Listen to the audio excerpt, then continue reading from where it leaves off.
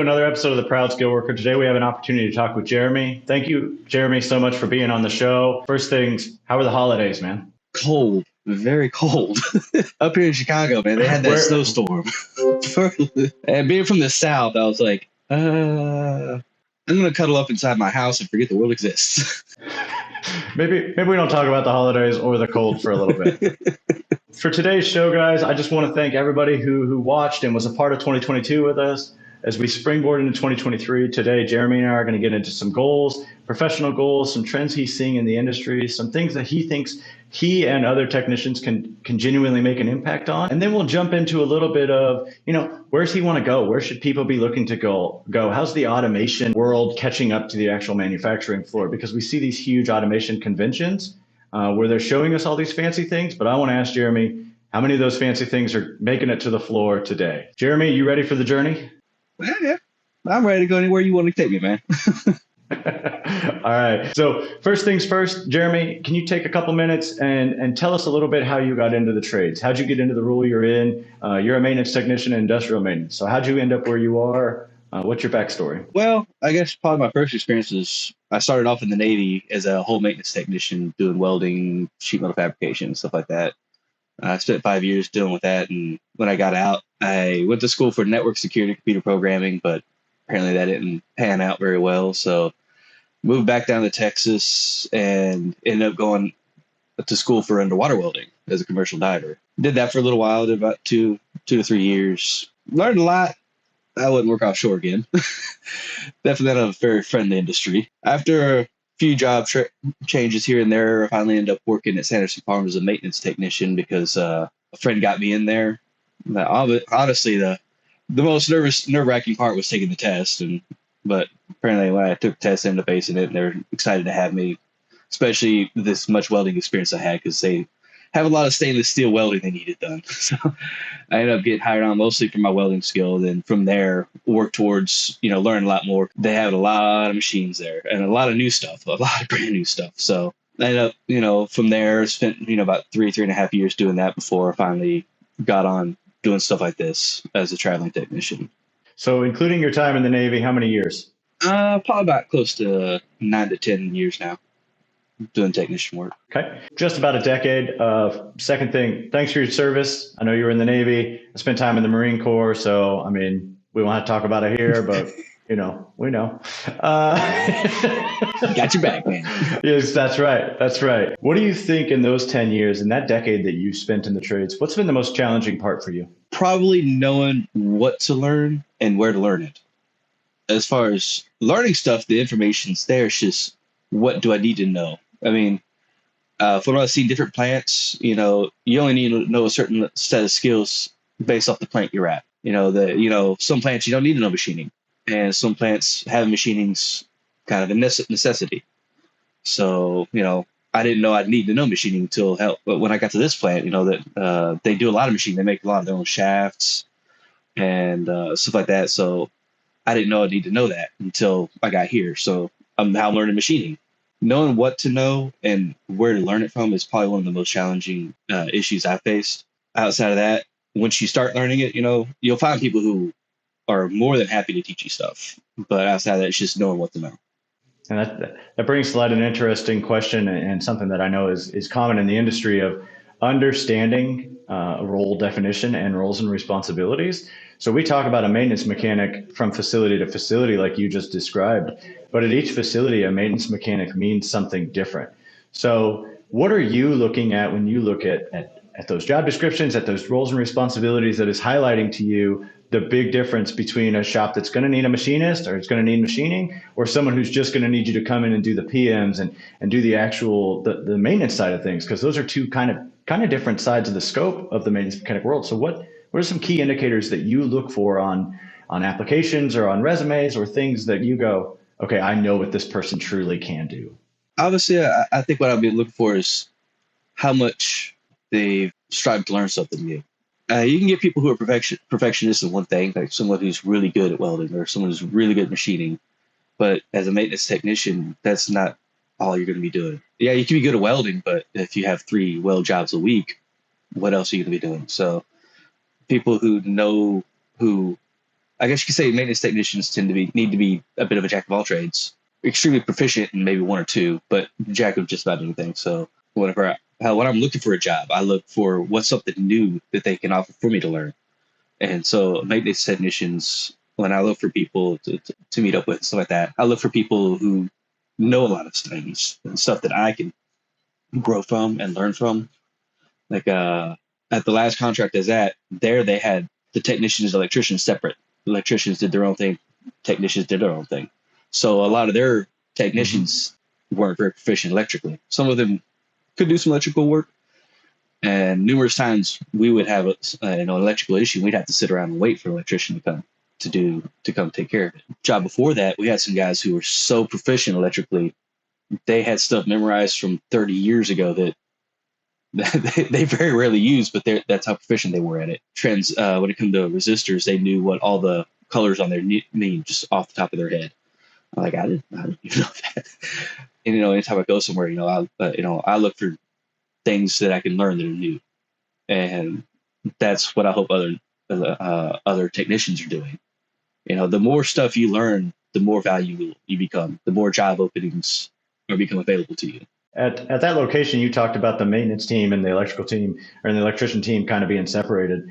I'm curious to know, when you had an opportunity, if there was some downtime, were you able to shadow that electrician team, or was that something that was frowned upon? I mean, is that a skill you were able to kind of grow in that field? If I had downtime, which typically you really didn't, because as long as the plant was running, they wanted you standing there staring at a machine, doing whatever that machine did. But when when the season was over, when they were done harvesting and most of the plant was shut down and we're just doing rebuilds, I had some downtime. I'd get with the electrician. They'd take me to some of the cabinets and show me some more of the components in there, stuff that I didn't know about. A few tips and tricks here and there. They'd show me. Didn't really get a whole lot of time, but I definitely, when I had the chance, I was picking their brain for whatever I could get. Really interesting.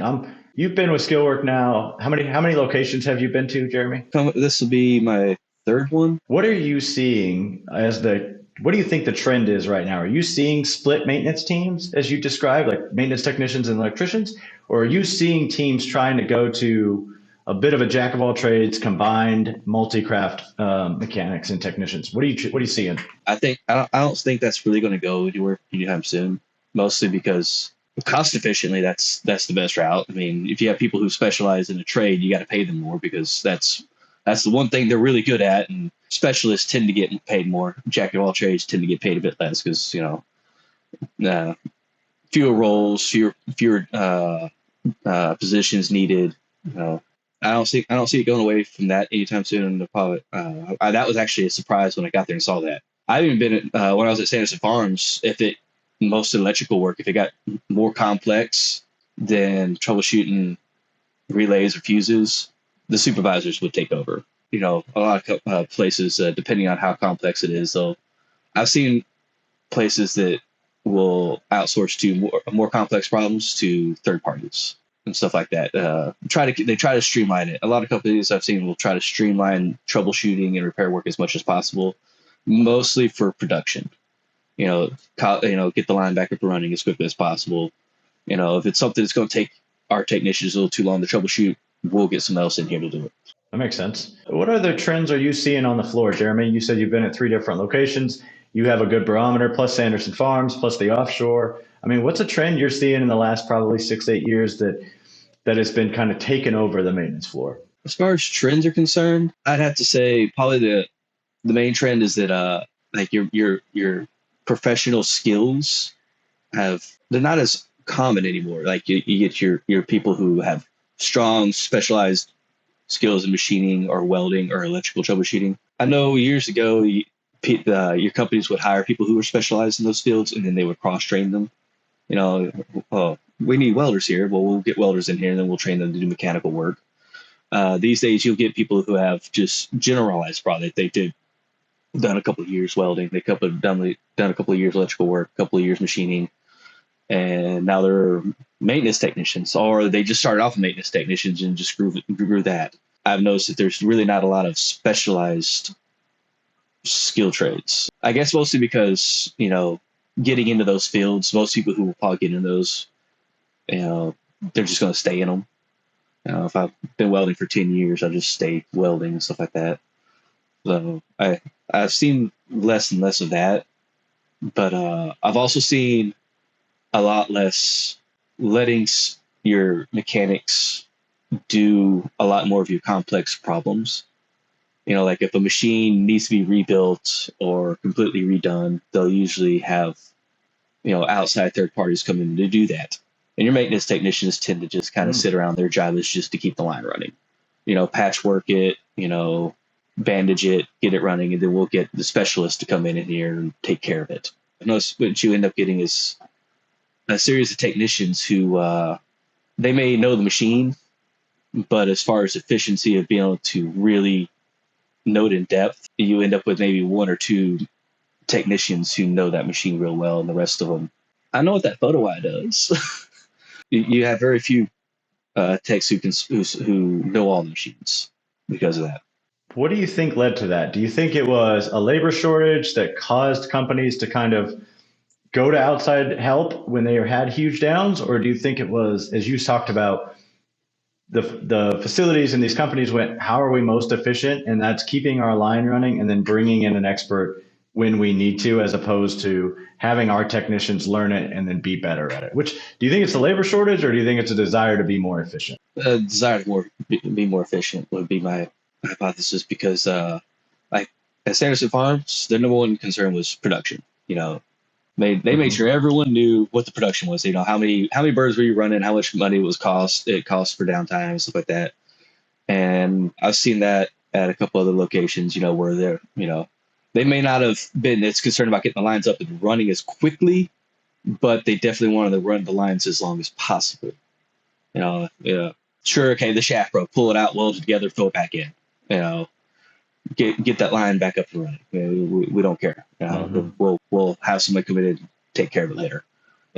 Because I guess bottom line is how much they can make per hour, which it's understandable, but then you lose the skills of the technicians, and then you also lose the trust of the technicians. If you don't because you're putting a strain on the technicians. When it comes down, it breaks, all I can do is patch it, and then you're yelling about why is it not working, not giving us the time to take care of the work.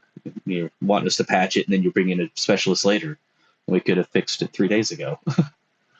So it's definitely more of a cost saving, but I don't think in the long run it saves them money. But in the short run, I think it does, like your quarterly costs and stuff like that. I think that's an interesting dynamic that every manufacturing facility wrestles with. It's this idea of the production team and the maintenance team constantly kind of grinding at each other, because the production team tells the maintenance team, hey, it needs to work. And the maintenance team says, well, it needs to stop working for me to fix it. So it's just a constant dichotomy where the maintenance team understands, hey, I know you want our downtime to be in the 7, 8, maybe 9% annuals.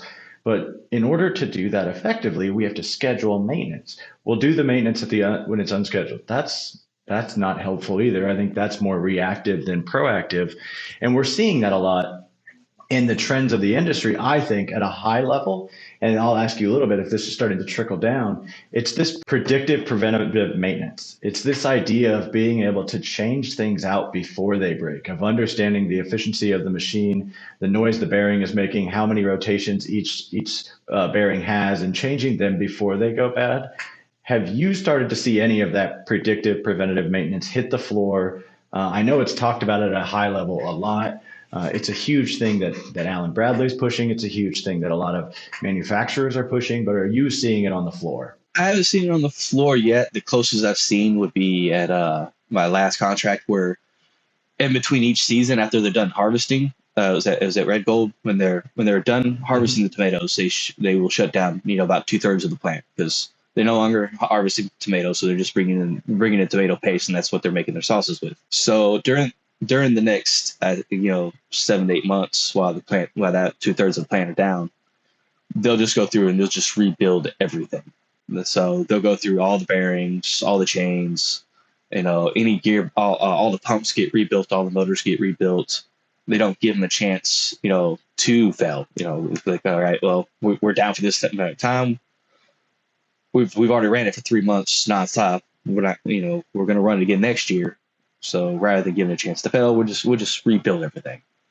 And I did like that approach. It's like, okay, that means you have a less likely of something to fail during those 3 to 4 months you're running it.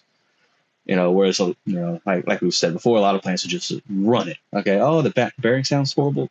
Wait till it crashes. We can get another day or two out of it. They're like, no, cut it. Yeah, we're going to rebuild everything.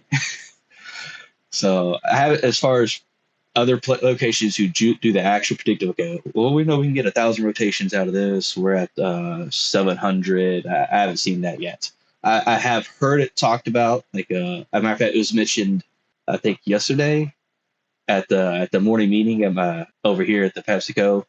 My supervisor was talking about they were talking about the number of reciprocating pumps rotations on the glue, and he said we're up to like 300 million strokes.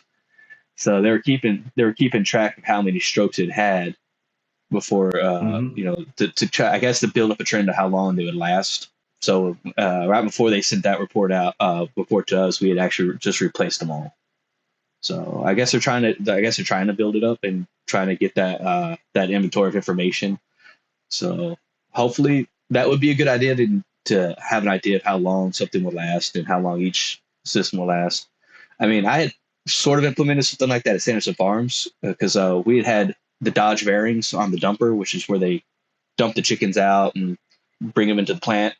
And we had a bad issue bearings failing, all the time, just blowing out, which, they're outside, they're coated in ammonia and fecal matter and stuff like that.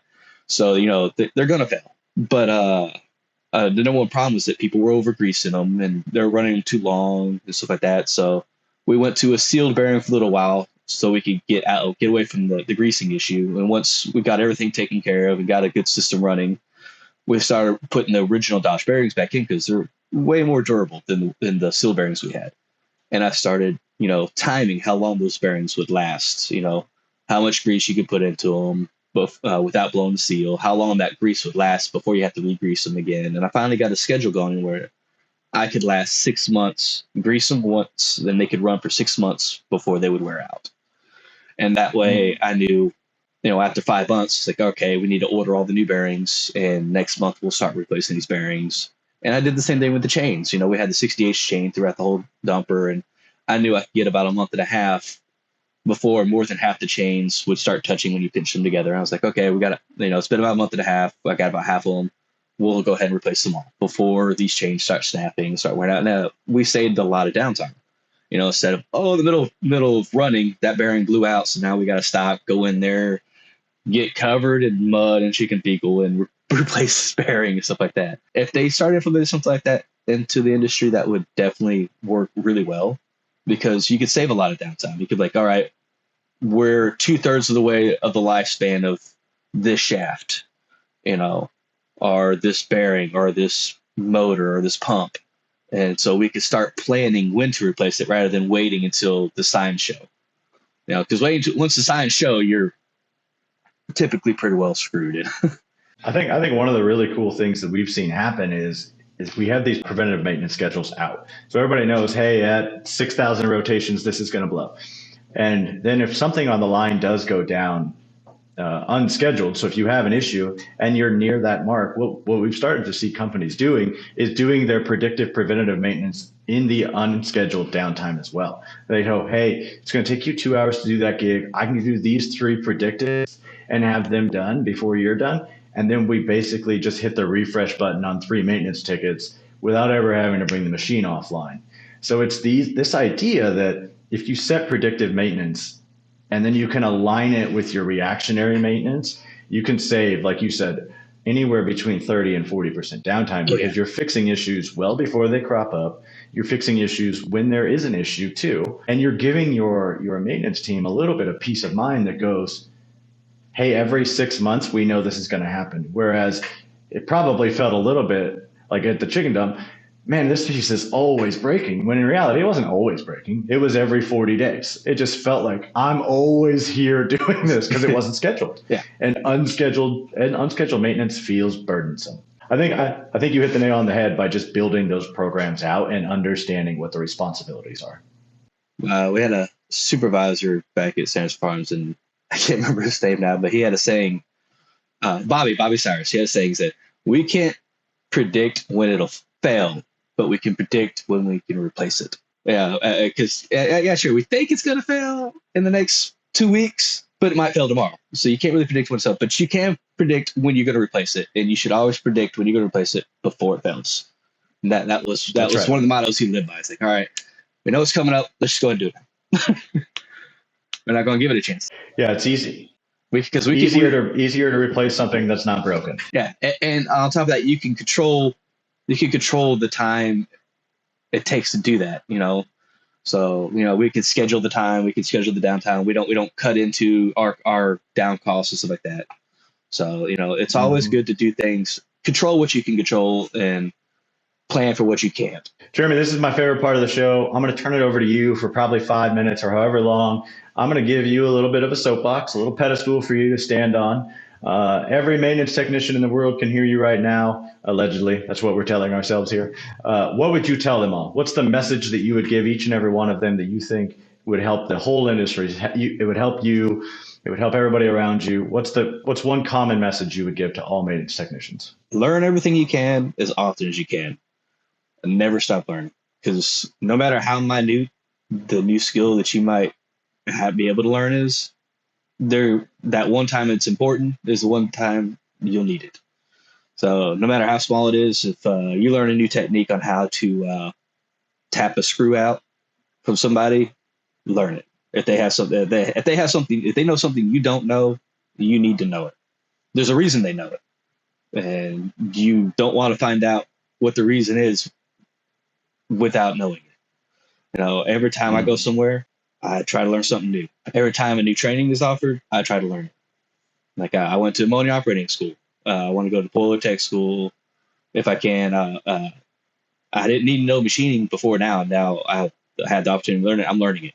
I may not need it again for another 2 contracts, but there might come a time when I need it. Someone else, they might have the equipment there and no one's around to be able to make a shaft that I need. And the fact that I know how to make it will make me that much more valuable. On top of that, it's not what you're learning that's the most important. It's the act of learning. The more often you learn stuff, the more you train your brain to learn stuff, the easier it is when you get to a location to learn the equipment they have. It's one thing I tell people, that one of the biggest differences between Skillwork technicians and your local technicians is that the more often we get used to going to a new location and looking at a new machine, the quicker we're able to figure that machine out. They stare at the same machines all day. They don't have to learn a new machine because they know these machines and they already know it. They don't have to learn something new. Every time we go to a new location, we have to learn how the machines work. And so it's that act of learning that trains your brain to see patterns and trends in machines and stuff like that. And you start piecing together, you start noticing that how everything works. So it's just the act of learning that's the most important. Never stop learning stuff. Never stop training. Get every bit of information you can. As long as you do that, the more valuable you'll become. And that's always what I always aim for. I love it. I think because I have an interest in cheeky poetry, I'm going to say, learn it all, no matter how small. There's my cheeky poetry to end the day with you, Jeremy. Anything else you have today? Anything that maybe cropped up or that we talked about you wanted to circle back on? Anything you wanted to talk through a little bit more? No, I didn't think we hit on everything that was needed. I love it. Okay, Jeremy, thank you so much for being on the show. And a huge thank you to everybody who watched in 2022. Continue to watch through 2023. We're going to put out 2 episodes a month. If you want to be on the show, please feel free to reach out to us either through the comments or via email. Continue to watch us on Spotify, YouTube, anywhere where you get your podcasts. And thank you all so much and have a great 2023.